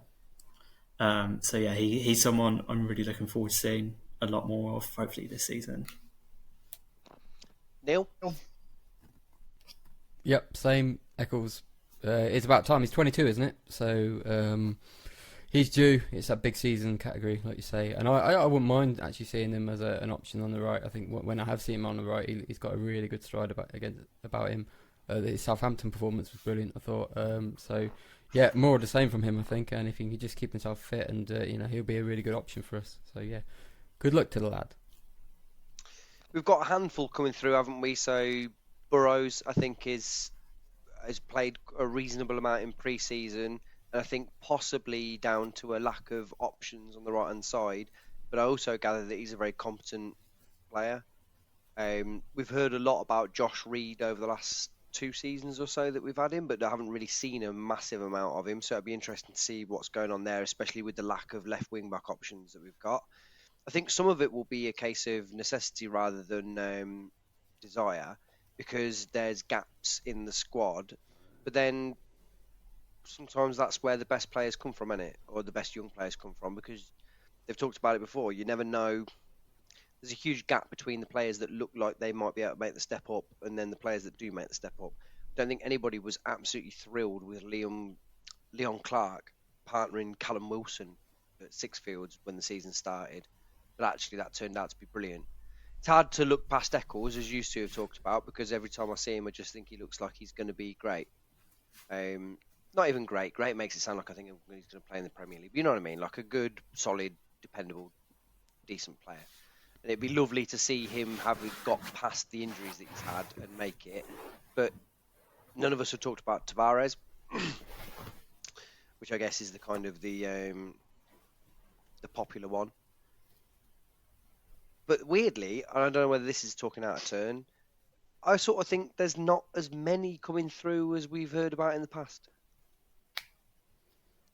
Not the same kind of excitement, I think, maybe. I mean, there is talk. I mean, Howley, a lot of people within the club obviously rate him really highly. I just not seeing enough of him to kind of have any kind of judgment on him, but there seems to be a big clamour for his physique. I mean, he's got the head of a baby like me, but he looks like a full-blown man, and it's so that means he should slot into any football team. But he's just the other one I was thinking of. I don't think you meant it like this, but I do like the idea that that you haven't got the body of a full-blown. Well, I also haven't got the body of a baby either, I guess. So I don't know what I meant by that statement at all. That's okay. It's a big season for Will. It's a big season for Will Papaga, isn't it? Because another one's been talked about for a while. He went on loan to Grimsby and didn't really do anything. So Danny Cashman's 22. You'd have thought that he would be trying to force his way into some sort of action. He's not gone out on loan, obviously, as Joey pointed out. It's a big season for Tom Costello, I would say. Weeks. Well, the thing with Cashman is we signed him obviously from Brighton. We sent him out on loan, and he's not really been involved in the squad. I don't think he's played in any of the pre-season friendlies, has he? Talking about people who haven't played, the Josh Reid one's even more odd. They played Todd Kane as a left wing back the other day, as opposed to playing Josh Reid. I mean, I get the feeling that Josh Reid is as close to the first team as us three. I mean, he might as well just join us on the pod. He's been here for 2 years, and we've, as my friend Andrew keeps pointing out, his main picture on Twitter is him in his Race Rovers kit. It's like he's not really been involved in any sort of discussions or anything. And as we go into the season with no real left wing back, or one, in Bidwell, there's been, no talk of him. There's no sign of him making a breakthrough. You'd have thought he'd be, if he was good enough, you'd have thought he'd be the first choice in left wing back in the pre-season friendlies, and he's not been involved. Obviously, it's a big season for Eccles. He's got to make it breakthrough at some point, and let's hope it's this season with, as you say, with opportunities. It's always that difficult thing. It's easier to make breakthrough in the lower divisions, isn't it? Talking about Wilson, we have got quite a few senior players now in quite a lot of positions. As I said earlier, we're not desperate for sort of in terms of number-wise. We could put out a team tomorrow, and we will have to in 3 days' time, whatever. We've got a team, so. We're not down to the bare bones just yet, and we're looking to bring in strength into a new left wing back. So we'll have Bidwell as reserve left wing back, which is a bit of a strange one because you've got a 28-year-old. You would have thought he's on decent money, a first seamer, and he's potentially not going to be first choice. So there is sort of certain depth in certain areas. But I think I wouldn't be surprised if quite a few of them go out on loan, if I'm honest. The easiest question of the night: best signing. Which one of our one signing will be our best one? Okay, you've also Casey Palmer, that's great. Best loan, you've got option Palmer 2 guy, here. So, yeah. 2, will it be Doyle or will it be Panzo? Obviously, the new left back's coming in from Palace, I believe he's meant to be really good. What was his name? Hopes of him. What was he called? Panzo's, mate. Panzo. Mid Welsh reserve. Very good. Yeah. Okay. Carry on. I had point discussing those. Game looking most forward to? Game looking most forward to. Well, yeah, the thing is, the reason I put this in was to see how many people. No, it's not. I'm not bothered about Burnley. I'm not bothered about the question. It's the wording of the question. The English is terrible. Of course, English. It's a Twitter question. Isn't it? Blimey, you're expecting punctuation. Who breaks I just wondered how many people would put Burnley. I wondered how many people had sort of taken this whole Burnley thing to be the zenith of making it the most exciting game they're looking forward to. Like they're our new Sunderland. I mean, for me, it's the most exciting game for two reasons. Is Sunderland away, isn't it? Because it's the first game of the season and it's Sunderland. I think we're going to struggle to get higher than that as across the course of the season. Anyone got any others that they're really looking forward to? If you're looking for a start of the season, you know, two promoted teams, first two games would be the absolute ideal, wouldn't it? Like, if you're going to get your season off to a start, that's what you want. You want the two promoted teams who you're thinking aren't at their full strength yet, or aren't, you know, haven't brought in the players they need and they're still adapting to the division. I mean, Sunderland will always be difficult because they will have 40,000 fans there, and they'll have that first game of the season excitement. But you would have thought, from a sort of player-wise, I'm assuming, again, looking at Dom for reassurance here, they've overhauled their squad quite a lot. They're bedding in a lot of new players. You would have thought this would be the ample time to take them on before they sort of fully bed in and get going. Rotherham, we know, are a bit of a yo-yo side, so you'd like to think that that's, again, perfect time to play them before they've got them into their stride. So you're hoping, from a season point of view, they're two decent starters. Can I throw in terms of games that we're looking forward to? Is I've got as a parent of two young children, I've got to pick my games very carefully, and that we've got Birmingham away on the same day as Godspeed You Black Emperor play in Coventry inexplicably, and so that for me is a double header that I'm tremendously excited about. I don't know whether anyone else wants to pick games based on other things they can attend as part of their overall day experience. This is the Coventry City game attendance and alternative experience activities. I'm going to go to Shrewsbury away and also to a beautiful Roman Folly near vicinity. Then wrap it up with some mega bowls. Of course, It'll be a great weekend. No, anyone else that's interested in that's particularly looking forward to a game for personal reasons? Dom, you're going to love Birmingham, aren't you? Walk into your back garden, whatever it is. Yeah. I was going to say my back garden away. It's always a good one. It's on a Saturday, so that's mainly the one I was sort of circling as the fixtures came out. Paul, what have we got next on the list?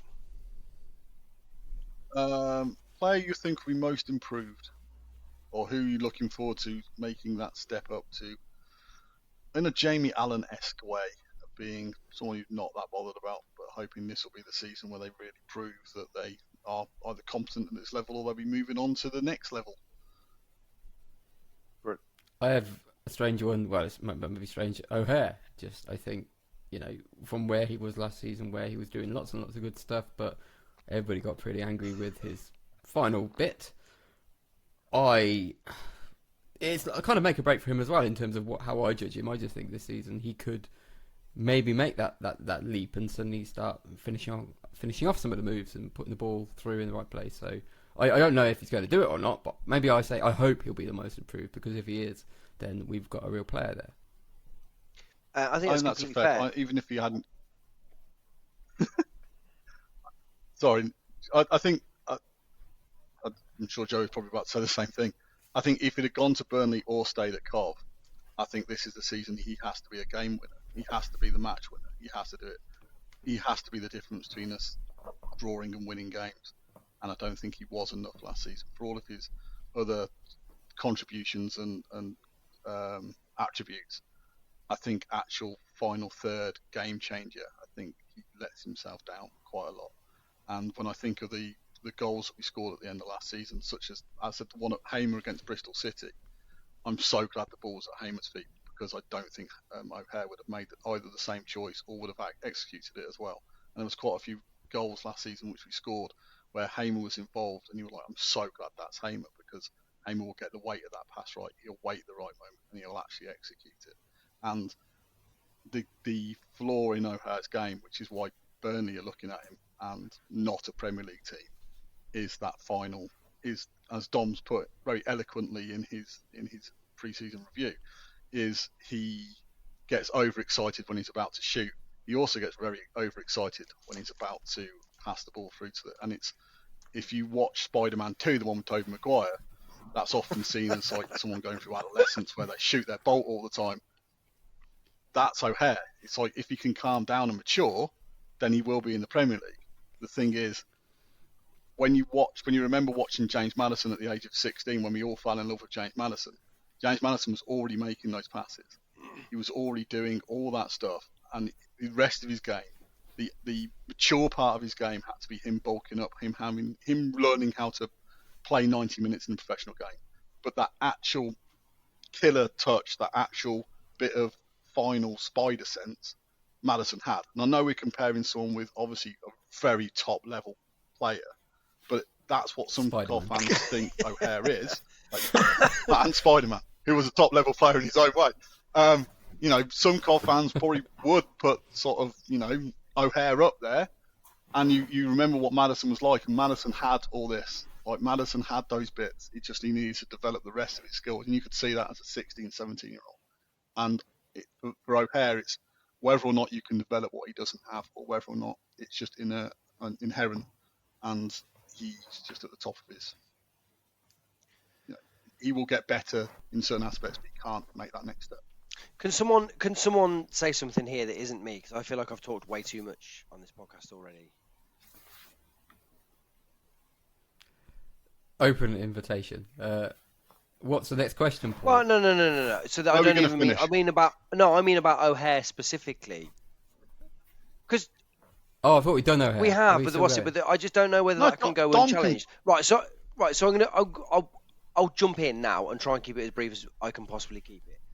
I don't know why we keep comparing O'Hare to players that aren't like O'Hare. So O'Hare, when Maddison was 16, Maddison was already Maddison.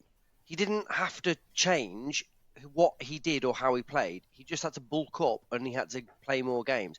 I don't know why we keep expecting O'Hare to all of a sudden, like overnight, either start making 20 goals or scoring 20 goals, when that's patently not what he does.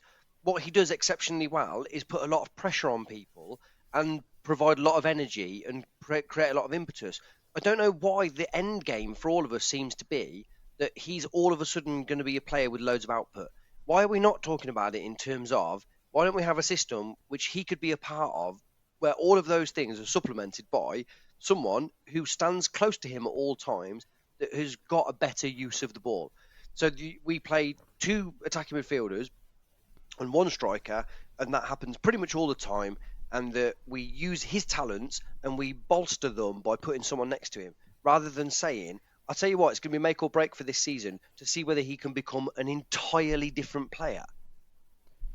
But is it entirely different? Because what you're saying is you want him to be a entirely different player by playing him in a totally different place. Or in a position.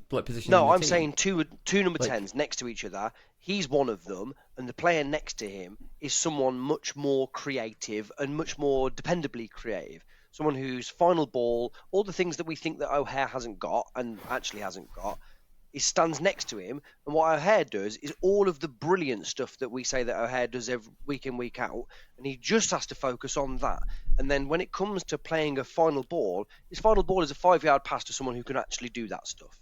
That's hard, though, isn't it? Isn't that really hard? Because he's always in the position where the reason why we were angry is because he gets the ball and he has the opportunity all the time to be the one to make that pass. So are we saying he changes that? But game? I think it's. So he's just. But I think it's much people. more realistic to expect a player to do that than to all of a sudden overnight become something that he's never been. You're almost asking someone It's a shift, like isn't it? Carlos It's a real Valderrama to spend his entire game standing 5 years away from O'Hare. So O'Hare can beat a player, create space, and then pass it to Carlos Valderrama. Which is I'm not asking. inherently never going to happen. I'm not even asking him to beat a player. I'm saying that what he's doing, I think all of O'Hare, we've done this for 3 years now, I think all of O'Hare's good stuff comes off the ball. And I think he is, and I think part of the reason that company values him so highly is because his press is unbelievable. For an attacking midfielder, the energy levels that he's got and the success rate of his ability to get the ball back in transition or against transition is unparalleled. But that he's not a player that has ever played killer balls or scored a load of goals, to my understanding, at ever any level since he's been at high school. So I just think I don't know why we're saying the goal for this season is to expect him to all of a sudden become an entirely different player. I don't know why instead we're not trying to bolster what he's got and then create a team that sits around him that functions like that. Bearing in mind that you could play your one striker up front as Jacquez, who does so much on his own anyway. Actually, if Palmer is the player that we expect him to be, which is a reasonably mercurial talent, who's got great passing ability in terms of threading balls and things like that, why couldn't you play Jacquez, who works exceptionally hard, O'Hare, who works exceptionally hard, Palmer, who can sort of make things happen and doesn't? Why are we not thinking more sort of laterally about this? Because the idea that we're going to say O'Hare needs to have a breakout season here where he scores 15 goals, do you think it's going to happen? Do you think he's going to... Where is he all of a sudden magicked this kind of composure or ability from to score a load of goals? There's a difference though, isn't it? So it's a change in what we do as a team rather than what he does. If you're asking that, because everything is rooted through him and everything that we rely on. I mean, it's the reason why we didn't finish higher than 12 really, was because his inability to kind of capitalise on the positions that we got with him, basically behind the strikers and being responsible for that final pass. So yeah, but I mean, we frequently played with two number 10s okay, where one was Jamie Allen, who roughly speaking does the same job, I would say. Sorry, Neil.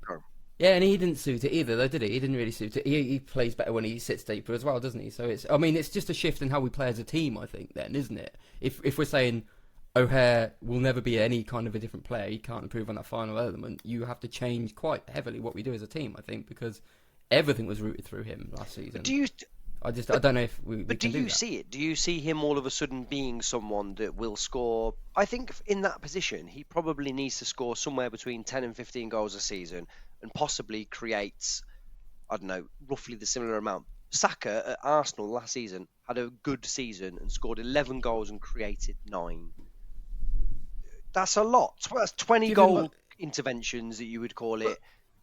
O'Hare is a long way away from that. Do we really expect him all of a sudden on a whim just to all of a sudden sort of get to that sort of level?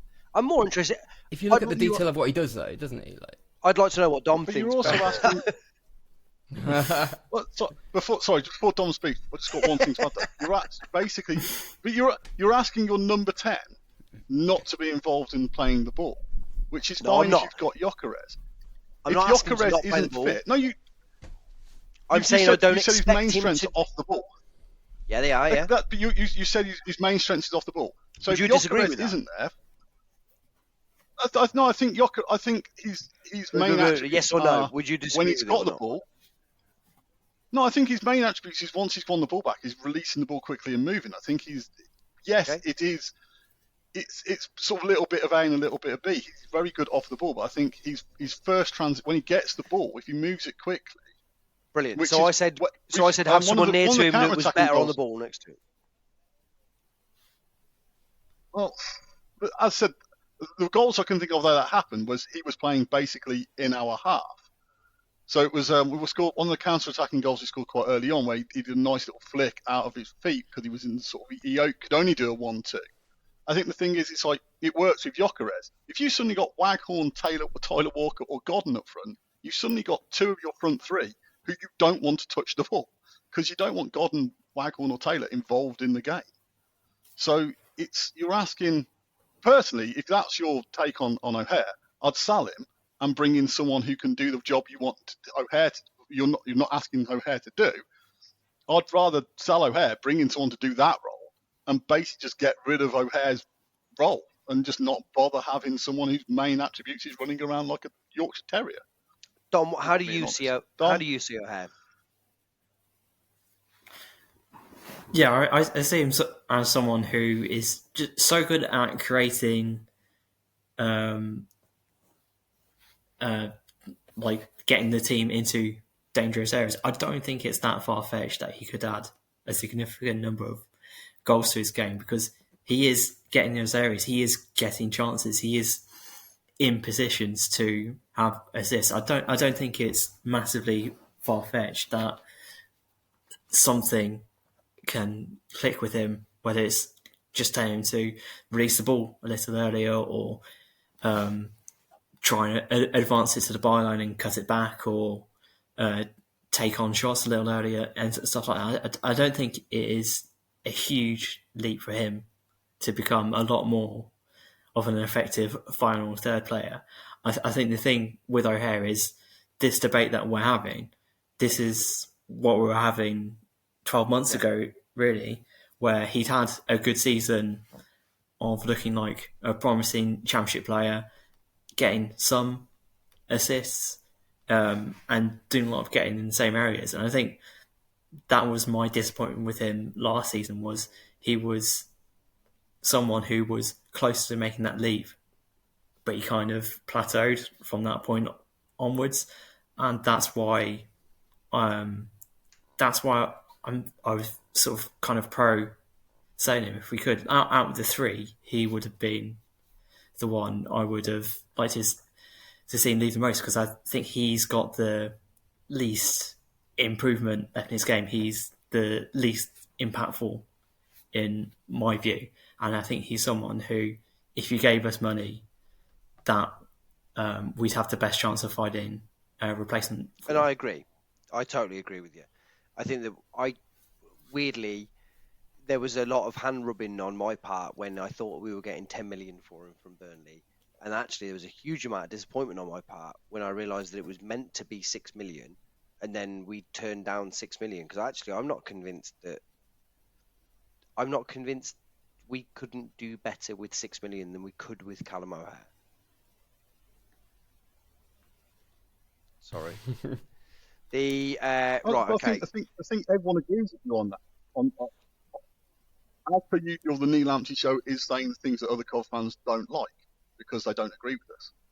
But I think I'm pretty certain all four of us would sell him. Neil? Well, you're the one who hasn't explicitly said it. Sorry, Neil? I think I'm very stuck up when it comes to money, and I think we should, in today's market, everybody else is selling for big bucks. So he's the only one I think, right, he's got the fashion about him. We probably could get more money for him. So while we could still replace, I think 6 million as a number, yeah, God, we could definitely find an alternative. I get frustrated when we sell players, and I see other people who I feel don't have the fancifulness about them getting sold for much more. An attacking midfielder whose goal rate is less than 1 in 10, and we're turning our nose up at £6 million for him. Yeah, it's mad, isn't it? It is mad. But I respect your opinion. It's not to just purely say, "Oh, you're an idiot" or whatever. But I just think I know that there was a point where I think probably 15 years ago or something, I read "Inverting the Pyramid," the Jonathan Wilson book, and it started to get highfalutin ideas about goals being overrated, which I know is a bit of a joke thing or whatever.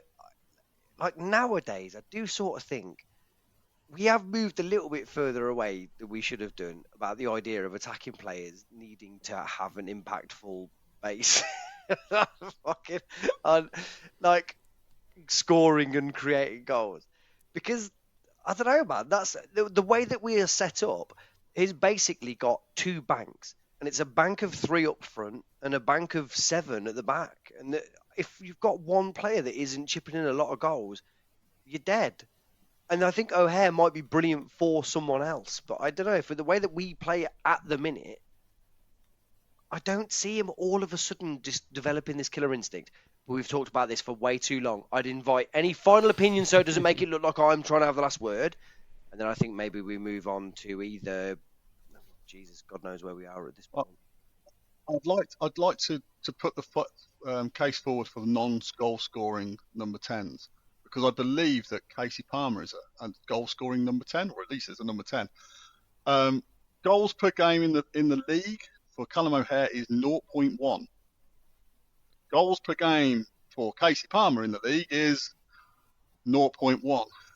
So we're basically brought in another number 10 who doesn't really. This is what I'm saying. Get him next to O'Hare, because that solves our problem. We go for a type. Definitely go for a type. We've got. Okay, Paul. What's our next? We look around and we bring them in. What's our next? Next category? Well, the only question, the final one, is where do we think? And I accept Joey's point earlier that there's still 6 months of the season, 6 weeks of transfer window to go, and I'm a complete cunt. But I take into that all accounts. But where do we think we're going to finish this season? Dom, where do you think we're going to finish? Based on the information we've got 12th. now. Fair enough. I think 12th will be pretty good. We're sort of as strong as we were last year. 12th it is. Neil? Yeah, I don't do numbers, so I don't know where we're going to finish numerically. All I know is, last season we elevated to a performance level, ignoring all the numbers, where we were superior to a lot of teams, I thought, in the league, just in terms of how we played. If we retain that, I think we should be able to put in the same kind of season as we did last year. And then it comes down to how everybody else has evolved as teams, and then also whether those chances that we had and those opportunities that we created, because Jacquez couldn't, he finished and yet he couldn't finish last year. If those sort of things change, I think we can have another similar season to last year. Which last season, last year we were, was it last game of the season or the penultimate game where we were still in chance for the playoffs? I mean, I think we could be knocking about those if we play the same way. I think we've got a good chance. I've said it. Yeah, but I'm glad you've said it as well. We don't know is, I guess, ultimately the main one, which is fine. But that we're not paid to provide an opinion, so that's what we do. I think we're not paid. Well, yeah, that's what I'm saying. We're not paid to provide an opinion. For me, the big thing from last season, we've talked about what we did, but I think the big defining factor of last season is what happened elsewhere. And this is where I'm really looking forward to reading Dom's season preview, which is available at Dom. SidewaysSammy.com. I have a sense that we've got a similar situation this season, in that I don't think championship teams have strengthened. I think the way that championship teams have strengthened this season is probably comparable in the main to the level to which we've strengthened. I think my guess would be that the financial impact of COVID we assumed would have hit us last season, and I think it's probably hit us this season for either FFP or whatever the reason is.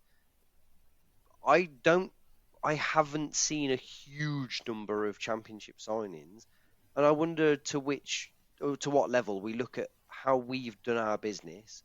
And I think there's going to be more business done in the championship over the next few weeks, which is the most redundant thing in the world, because obviously it will do, because there's the transfer window open.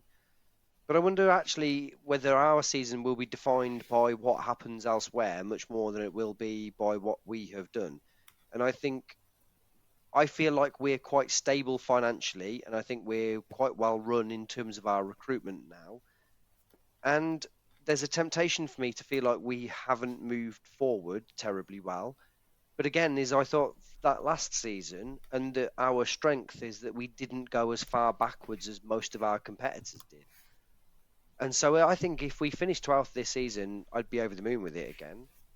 But even if we finished in what I call the sort of the Coleman role of 14th, as even that would represent great overall progress, given that we were in League Two. What was it, 5 years ago? Yeah, that context underlines everything, doesn't it? We know where we're coming from, and it's we can't be disappointed with how we're finding a way to progress. And maybe last season has set me up a little bit too much in terms of what I expect us to potentially do. But in the same way, it's not our fault that we're good. So, But I think that you and I are two disparate ends of a position here. I think you're a romantic and I'm a pragmatist. Is that for me? Is that I love the fact that what you're talking about is kind of hope and kind of dreams, and that you're kind of thinking, well, why couldn't we do all of these things?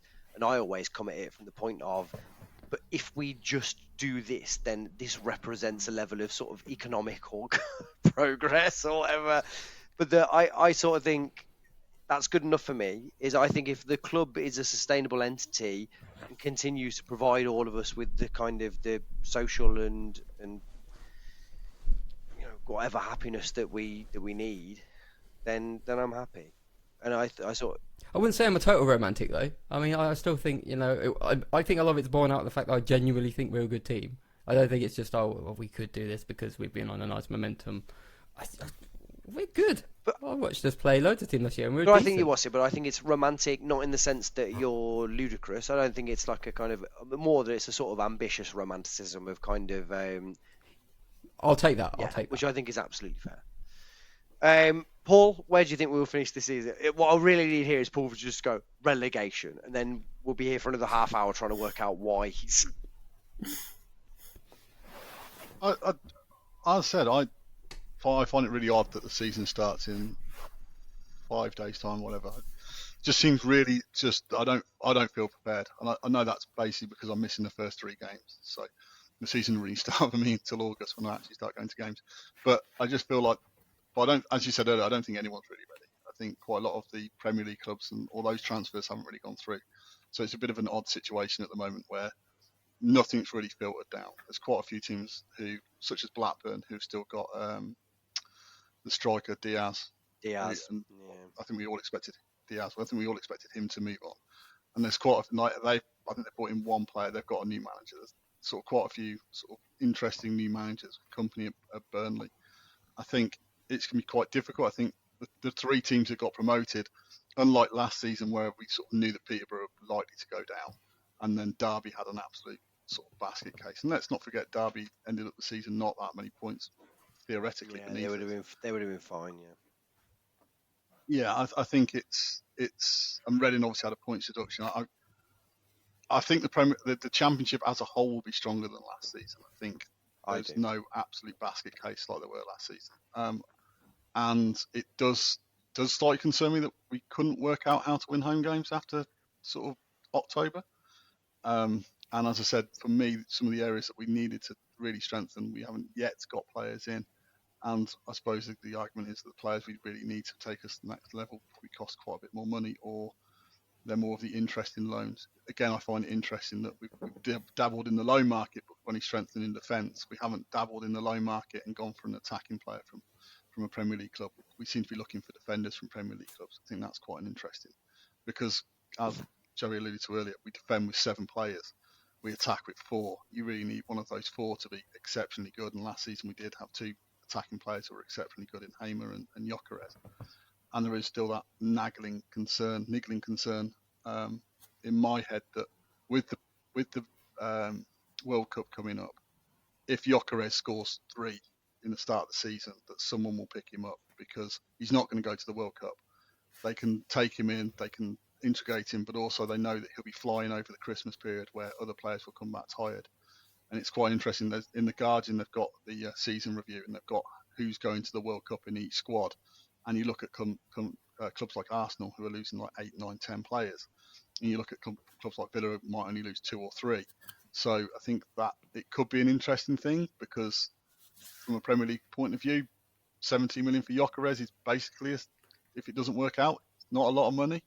Same with Hamer for 10, 12 million. It's not a lot of money, but they know they're not going to go to the World Cup.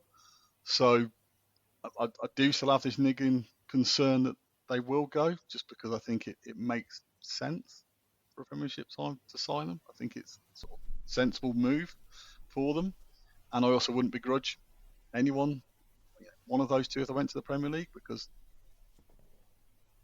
I want people to have the best career they can have. And I think if you get the opportunity to go, I think you should go, to be perfectly honest.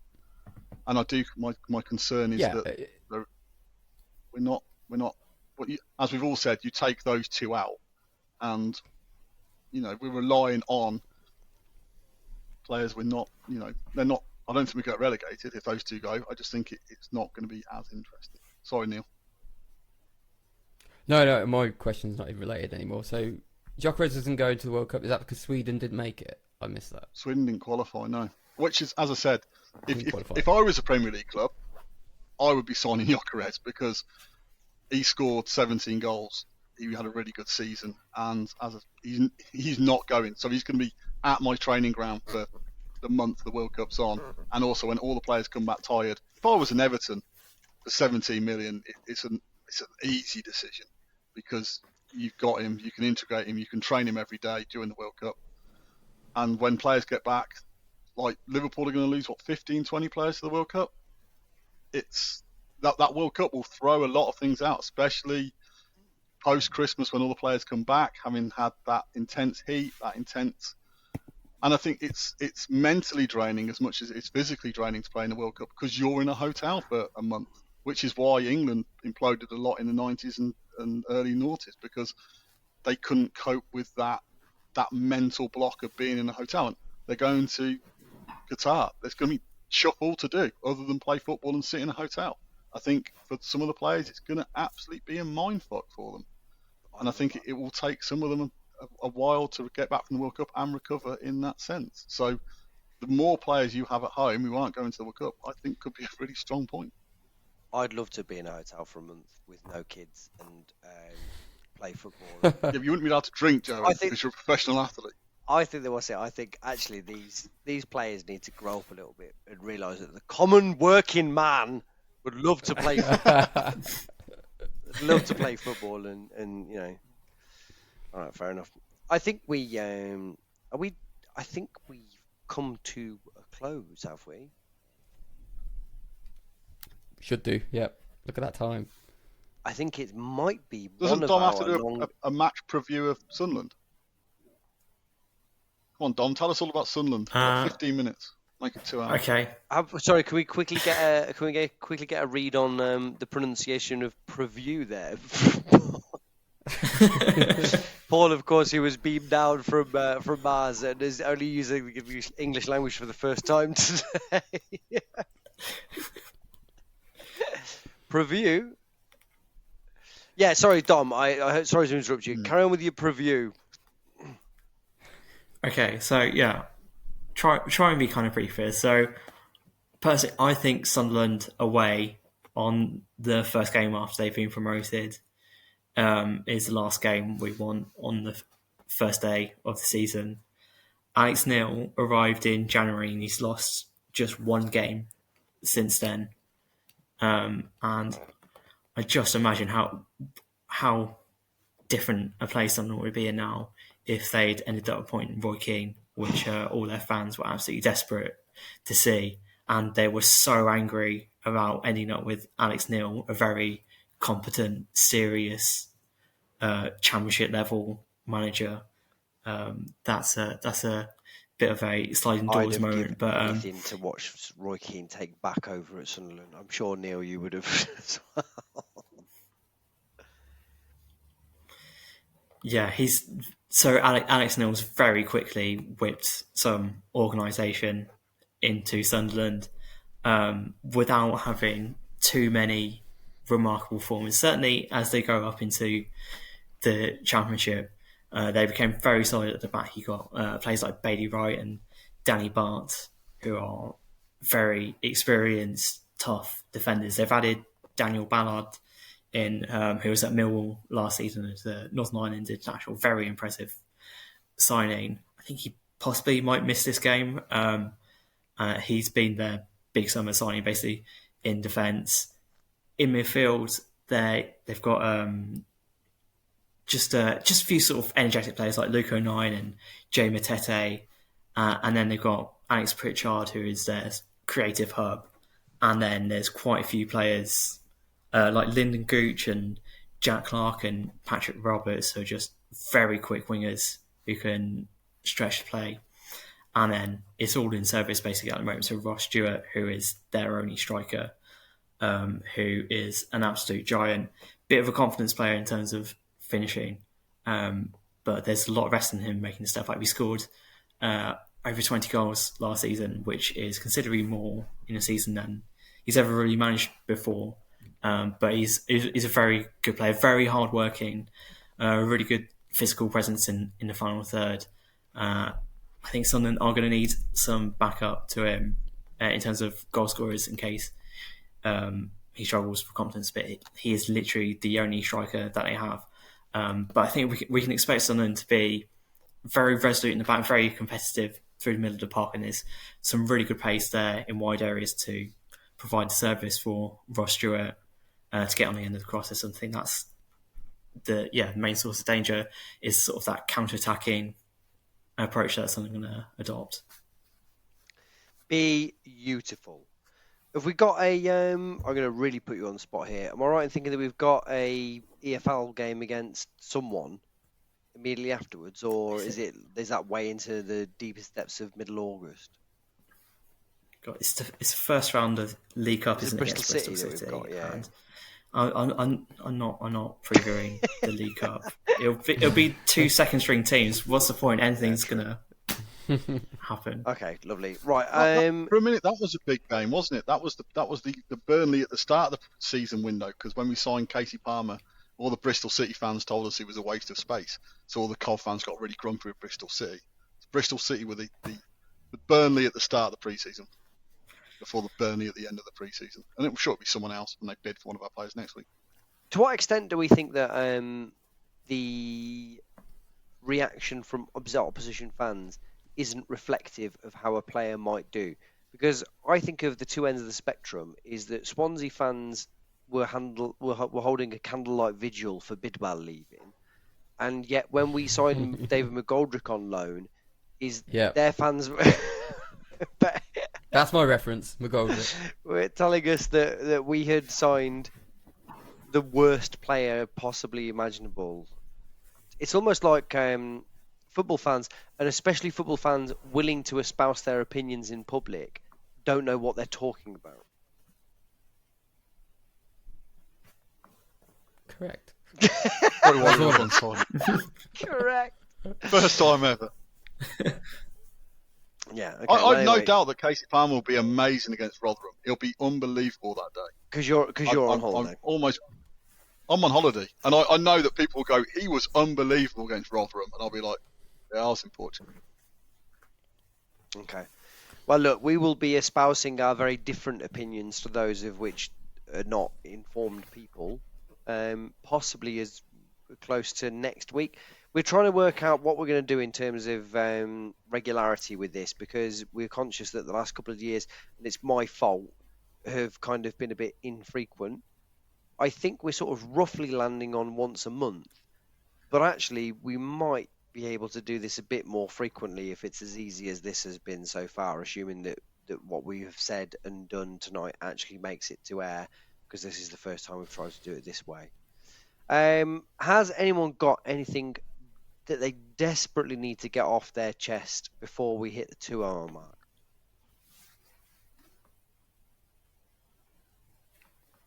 No. Perfect.